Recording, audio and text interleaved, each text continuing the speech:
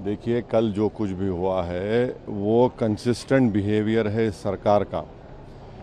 जब लॉयर्स का प्रोटेस्ट हुआ इसी तरीके से मिसमैनेजमेंट किया गया, जब फार्मर्स का प्रोटेस्ट हुआ लाल किले में इस तरह से मिसमैनेजमेंट किया गया। CAA के प्रोटेस्ट में आप लोग भूल रहे हैं, वो उस विजुअल्स को चलाइए जब जामिया मिलिया यूनिवर्सिटी में घुसकर लाइब्रेरी में कैंटीन में स्टूडेंट्स को मारा गया, एक लड़के की आंख चले गई।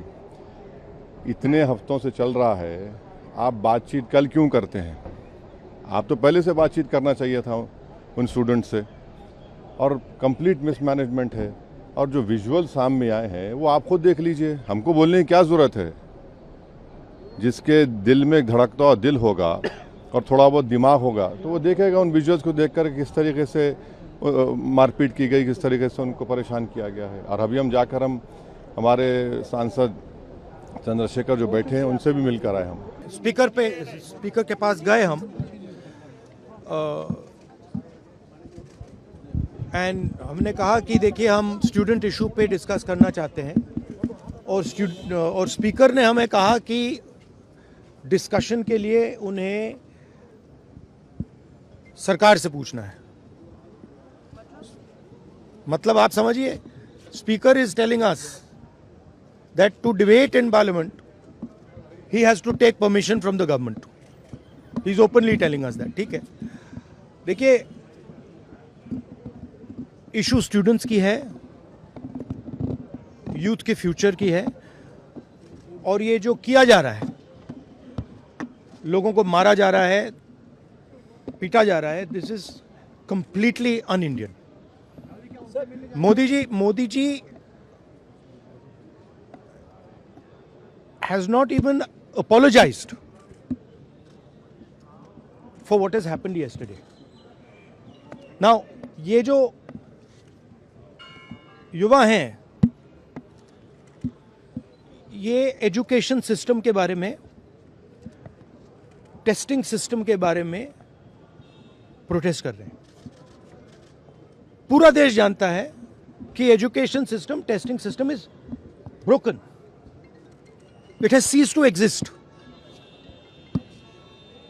Testing system has been hollowed out by termites. That is all they're saying. Nothing wrong with it. We've been saying it. I've been doing presentation after presentation about this. Why is the Prime Minister silent? What is the reason? He should apologize to the students and he should stop this nonsense of police people thrashing students. This is completely wrong. Paper leak हो जाता है, हम exam देते हैं, कुछ पता नहीं चलता, उसके बाद फिर हम दोबारा देते हैं। तो मतलब ये एक बहुत ही जेन्युइन प्रॉब्लम है और इसको हल्के में कोई नहीं ले सकता। ये एक बहुत जेन्युइन प्रॉब्लम है। आज युवा बहुत ही दुखी है। एक्चुअली ये जो आप नाराजगी देख रहे हैं, एक्चुअली दुख है कि हमारे फ्यूचर, हमारे भविष्य के बारे में कौन सोच रहा है। और इनकी सिंपल सी चीज़ है, आप प्रधानमंत्री हैं, आपकी जिम्मेदारी है, ये युवा हैं, हम सब इस सदन में रोज आते हैं। आप ना तो यहाँ पे आप चर्चा करना चाहते हैं, ना ऑपोजिशन को आप पॉइंट उठाने देते हैं, आप डिस्कस नहीं करना चाह रहे हैं। ये सदन है किसका? ये उन्हीं युवाओं का है ना जिसको आप रोक रहे हैं बाहर, जिन पर आप लाठीचार्ज कर रहे हैं, जिन पर आप आंसू गैस चला रहे हैं। ये तो मतलब ये सदन ही उनका है। हम सब यहाँ हैं, किसने हमें यहाँ रखा है? उन्होंने ये रखा है। तो उनकी बात तो सुन ले, उनकी बात तो सुन ले। बिल्कुल एंटी यूथ है। देखिए, एंटी यूथ है, एंटी गरीब है, एंटी किसान है। अब 12 साल हो गए, हम सब देख रहे हैं ना, किसान आंदोलन कर रहे हैं, आप उन पे दमन कर रहे हो, अब बच्चों पे दमन कर रहे हो। बच्चे हैं, सुन लीजिए इनकी बात, क्या होने जा रहा है।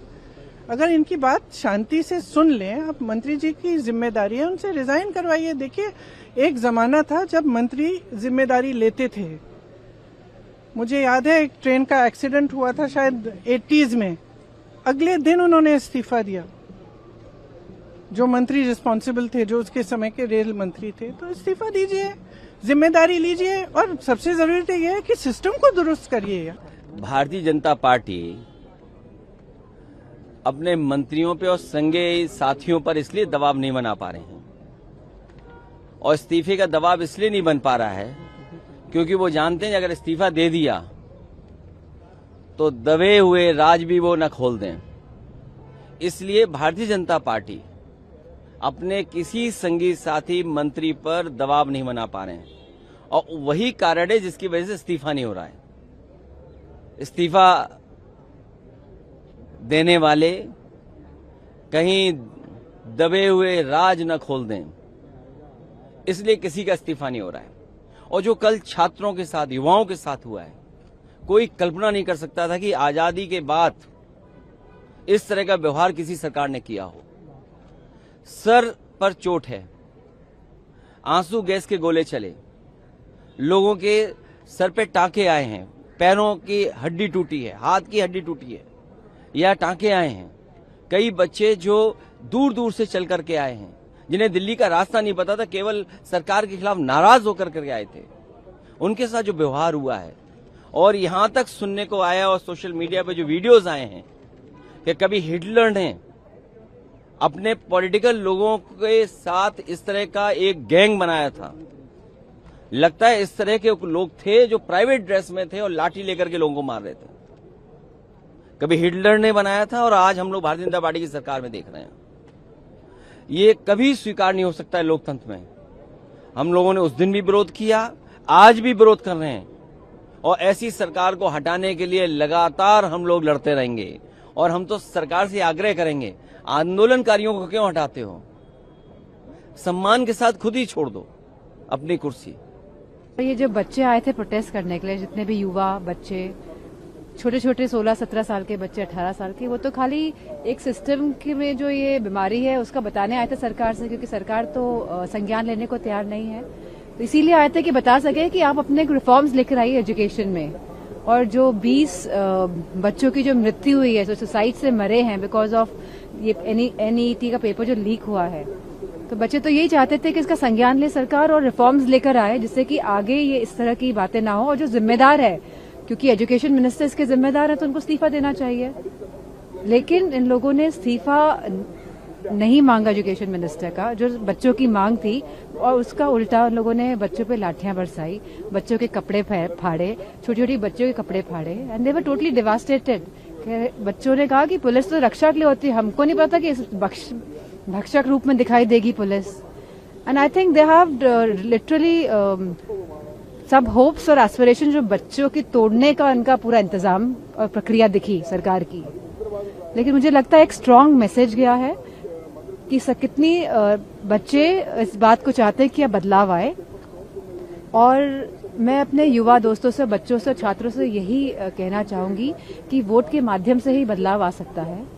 और आने वाले समय में आप पूरा पार्टीज को सपोर्ट करिए जो स्ट्रांगली भारतीय जनता पार्टी को हटाना चाहते हैं।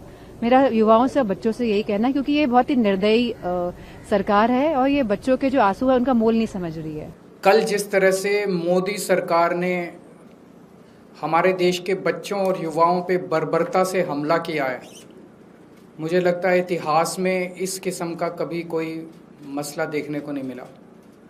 मोदी जी ने अंग्रेज़ों को भी पीछे छोड़ दिया।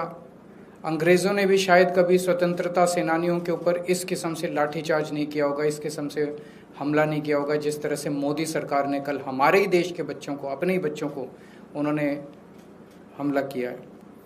इतने सारे वीडियो सोशल मीडिया पे घूम रहे हैं, कितने वीडियो हैं जिसमें बच्चे गिड़गिड़ा रहे हैं पुलिस के सामने, इतने सारे वीडियो हैं जिसमें लड़कियां गिड़गिड़ा रही हैं, हाथ जोड़ रही हैं पुलिस के सामने, लेकिन पुलिस लगातार उनकी पिटाई कर रही है। कितने सारे वीडियो हैं जिसमें निहत्थे बच्चों के ऊपर बिना किसी प्रोवोकेशन पे, एक तो मैंने देखा 2-3 पुलिस वाले खड़े हैं, जितने बच्चे वहां से गुजरते जा रहे हैं सबको लाठियां मारते जा रहे हैं। बच्चे कुछ नहीं कर रहे, बच्चे कोई हमला नहीं कर रहे, सबके ऊपर लाठियां चलाते जा रहे हैं। कितने वो हैं जिसमें कई जगह जहाँ पे कोई ज़रूरत नहीं थी 20-25 बच्चे बैठे हैं, वहाँ टीयर गैस के गोले छोड़ दिए। कितनी FIR दर्ज की गई हैं झूठे। बहुत सारे बच्चे, कई मैंने देखा सोशल मीडिया के ऊपर पेरेंट्स लिख रहे हैं कि उनके बच्चे गायब हैं, उन्हें मिल नहीं रहे। शायद पुलिस उन्हें उठा के किसी जेल में ले गई है या कहीं ले गई है, लेकिन कहीं कोई अता पता कोई बताने वाला नहीं है। तो इस किस्म की ब्रूटैलिटी आज तक कभी देखी नहीं गई थी। ऐसे लगता है जो जलियांवाला बाग में जनरल डायर ने किया था वो भी शायद मोदी जी ने पीछे छोड़ दिया। कुछ लोगों का कहना है शायद जनरल डायर की आत्मा ने मोदी जी के रूप में जन्म लिया है। अभी थोड़ी देर पहले मोदी सरकार की पुलिस ने एक प्रेस रिलीज जारी की है। उन्होंने उसमें लिखा है कि जिन जिन लोगों ने कल उस प्रदर्शन में हिस्सा लिया था सबके खिलाफ ऐसी एफआईआर करेंगे, ऐसी एफआईआर करेंगे। मैं मोदी जी को कहना चाहता हूं, ये देश आपके पिताजी का नहीं है, ये देश 140 करोड़ लोगों का है। धमकी देना बंद करो, इस तरह की धमकियां देना बंद करो, नहीं तो ये देश के लोग आपको ऐसा मजा चखाएंगे कि इतिहास याद रखेगा कि क्या हाल, क्या हश्र हुआ था एक तानाशाह का इस देश के अंदर। अत्याचार नरेंद्र मोदी के कहने पे हुआ। उनकी तानाशाही और हिटलरशाही की जो सरकार है, उस सरकार ने बर्बरतापूर्वक लाठीचार्ज किया। किस तरीके से लोगों को पीट पीट के लहूलुहान किया गया, लड़कियों के कपड़े फाड़े गए, सड़क पे दौड़ा दौड़ा के नौजवानों को पीटा गया। क्या गुनाह था उनका? ये कि हमारे 22 साथियों ने अपनी जान दे दी है।